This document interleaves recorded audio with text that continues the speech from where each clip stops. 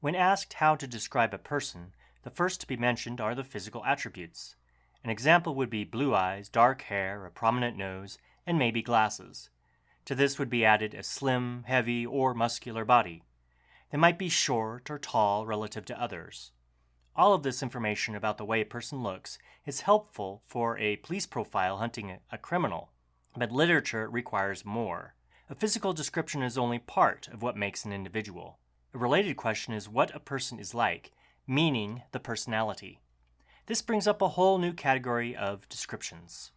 Personality can explain what to expect when interacting with the person, or how they will react to different situations.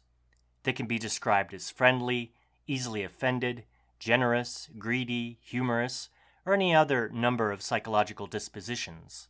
At any moment, they can feel the emotions of sadness, happiness, anger, love, or be in a whole list of moods.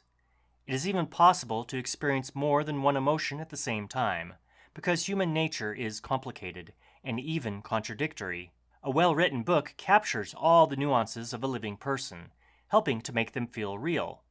Action-packed stories are fun to read, but highly detailed characters can be remembered and talked about long after a story is finished. In the book Island of the Blue Dolphins by Scott O Dell, the main character is a girl left behind by her people. As the only remaining human on the island, the book focuses on her adventures and survival. There is enough information given to form a picture of who she is. Here is a profile of the courageous and lonely young woman. Hello and welcome to NDM English. My name is Nate and these are my notes. There's not much to go on with how she looks, but a few clues are left behind. Even without knowing how she acts and behaves in the story, a reader can form an idea of who she is. It is explained that she lives on an island and therefore not of European descent. Without any other description, it is already known she will have darker skin from exposure to the sun. She is first introduced as a young girl, so she wouldn't be very tall, at least at the start. Her secret name is Karana, although she was known by her people as Wana Pale, or the girl with the long black hair. How she originally received that name is not explained. The implication is that she has darker and longer hair than the others she lives with. All that is necessary to form a basic profile is the description of a native island girl with long dark hair. Years do pass in the novel, so she grows older and taller than when we first meet her. Again, there is no description of her face or body to set her apart from anyone else that grew up on the island. It must be assumed that she is average looking for her people. We do know that she's a hard worker, can paddle a boat great distances, is a good swimmer and climber, and is generally healthy. She might not have the bulk of a man, but there is no doubt her body is lean and muscular. This is not enough to pick her out from a group of islanders, but enough to get a general idea how she might look to the imagination. As a person reads the book, a picture might come to mind of a young island native who has a strong and healthy body, along with dark complexion and long straight black hair. Her features would be rough because of physical labor, perhaps looking older than her age. As demonstrated, a mixing of physical and personality traits can be combined to form a visual picture. How she lives can determine how she looks, and how she looks can be guessed at by who she is as an island native. But a reader can do more than guess about the girl because the book is based on a real person. That isn't to say the novel is a biography about a woman stranded on an island to fend for herself. The character of Karana is completely fictional as presented in the story. However, there was a woman that inspired the author to write the book. Her name was Juana Maria, and she lived alone on San Nicolas Island off the coast of California from 1835 until 1853, when she was removed from the island. There is at least one island among a group north of San Nicolas, called Santa Rosa, that does look like a fat dolphin. Perhaps this gave the author the idea of having a dolphin-shaped island for the girl to be stranded on. The real island she was left on gives the impression of a right foot with a big toe. Not much is known about Juana Maria because she didn't talk about her experience much. What we do know is often second-hand information. For instance, it was said that she jumped off the boat, taking her people away to get to her brother. That is what happened in the novel based on the account, but the accuracy of that incident is questionable. It was told by someone years later who themselves wasn't sure if they remembered it correctly. And it wasn't as if she was forgotten after all those years. There were a few attempts to find her before the actual discovery, leading to her being taken off the island. What she was like as a real person is hard to tell. She only knew how to speak her native language with only a few remaining people of her tribe. She was described, after being taken off the island, looking about 50 years old, of average height, and having a thick body. Her clothing, when discovered, was similar to what Karana wore in the book, with a dress made of cormorant feathers. She was strong and continued to be active. There was always a pleasant smile on her face, along with a continual curiosity at the new world she saw. Apparently, she loved to sing and dance for whoever gave her the opportunity. Her love of fruits and vegetables, that she didn't have on the island, is said to have contributed to her death 7 weeks after arriving in California. There is even a picture that was taken of an island woman, believed to be her, that if true, leaves no need to imagine what she appeared like. The Karana, or Wana Pale, of the novel, is very loyal to her family and people. She watched with great fascination as her father, the chief, negotiated with the Aleuts for otter hunting permission. As the daughter of the chief, she no doubt was taught the ways of her people. She never seemed to complain about having to gather food with her brother, even after many of her people were slaughtered and the women complained they had to take up men's jobs. She was never described as one of the complainers. Perhaps this is a combination of her young age and that she is the one telling the story. After her people leave the island and she is alone, her memories of living among them is too much. She can no longer endure seeing an empty village that was once full of her people. Instead of suffering the emotional agony of remembering people she interacted with and loved, she burned the village down. Soon she moved to a new location to live. It isn't that she wanted to no longer be associated with her people. In fact, quite the opposite. They had become ghosts to her that haunted her mind and reminded her of all that she had lost.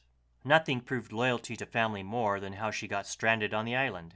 She had an older sister who could take care of herself, but the younger brother Ramos was still too little. He had a prized fighting spear he didn't want to leave behind when they were taken off the island. Instead of leaving it, he ran back to find it at home. By the time he got back to the beach, the ship was starting to sail away. Taking no thought of her older sister or that she would be stranded on the island, Karana dived into the water to be with her younger brother. There was no way either of them could get back to the boat. The irony of the situation is that she had given up life among her tribe to try and rescue and protect her little brother.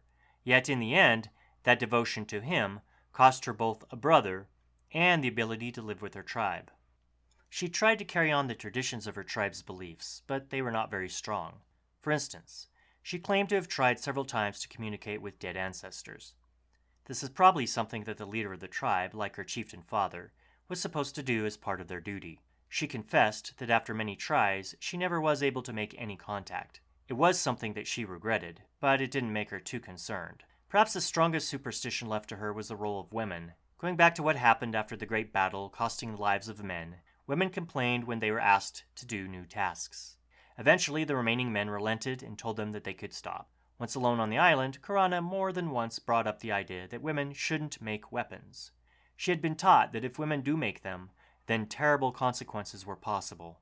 Every time she considered making a weapon for hunting or self-defense against the wild dogs, there was a worry that bad luck would fall on her. If she wasn't such a strong-willed girl, then her traditions would have made it harder for her to make weapons. Instead, she mentioned her concerns a few times, but easily took to making all the tools she needed for survival. She might have been loyal to her people and made a drastic mistake with loyalty to a family member, but she wasn't glued to the tribal ways. Perhaps this had to do with her age. Her social conditioning, if you will, had not fully formed. She did learn a lot of useful skills by observing her family and tribe. Her accomplishments proved her as a very intelligent and resourceful young lady. The first that should be mentioned is the ability to survive. She could have easily been killed by the wild dogs like her brother, but she found a safe place to sleep at night until better options became available. When she made weapons, she constantly remarked how she watched her father and learned from him. Most likely she had to do some trial and error, but that process is often skipped over.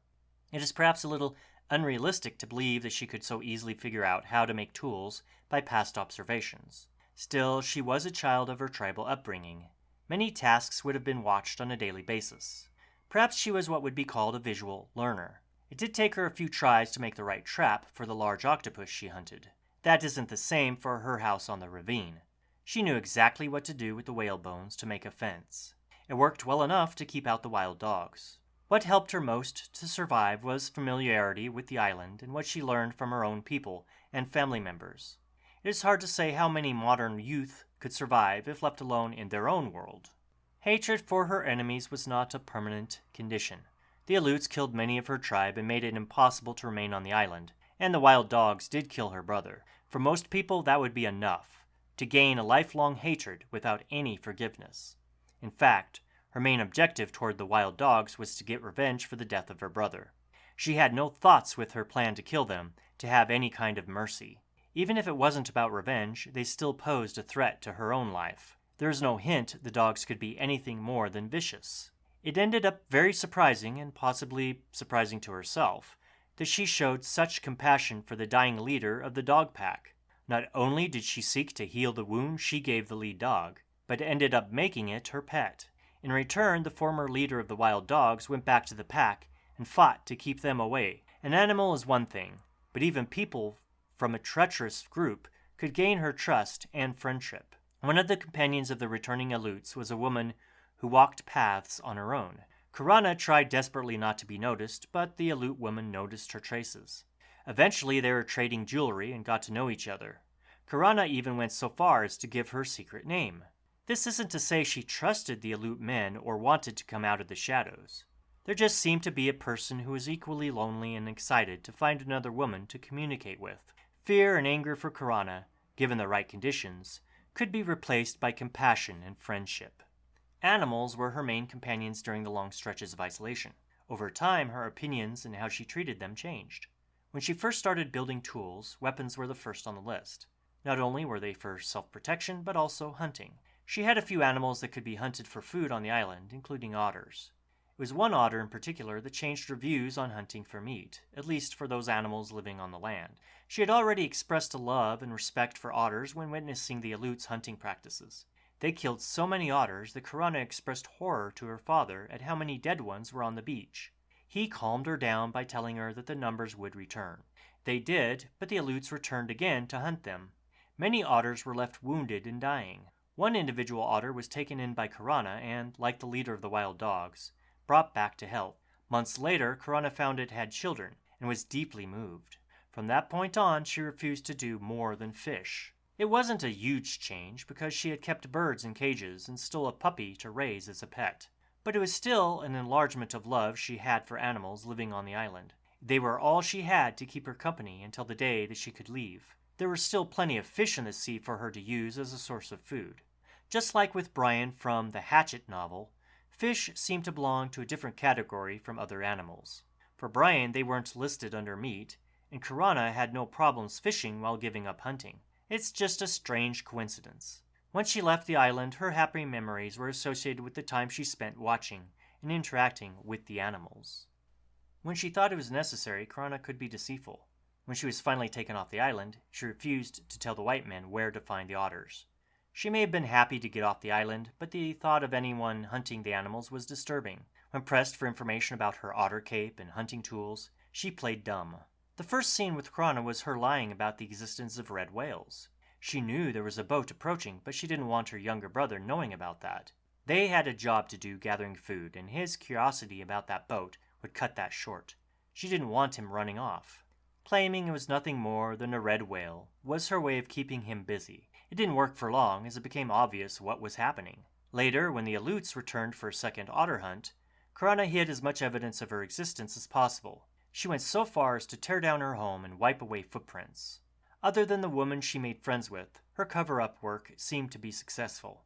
None of the instances of her deception were out of spite. They were a matter of survival and protection. She just wanted to live and be happy. Happiness is the takeaway condition of her personality. At no time did she complain.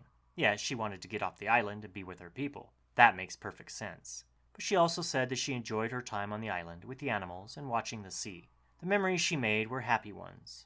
She recalled all the animals she left behind as if dear friends, never to be seen again. Despite the sadness felt by her ruined community, she was alone, while rarely lonely. The most alone she felt was when the Aleut woman she made friends with left after the hunt. All Karana was left with was pretending to have a conversation with her, as she was now gone. How long that went on was not explained. A lesson that could be learned from the story of Karana is that no matter how we find ourselves, happiness and good memories are still possible. Question for consideration. What makes Karana a memorable character and a survivor?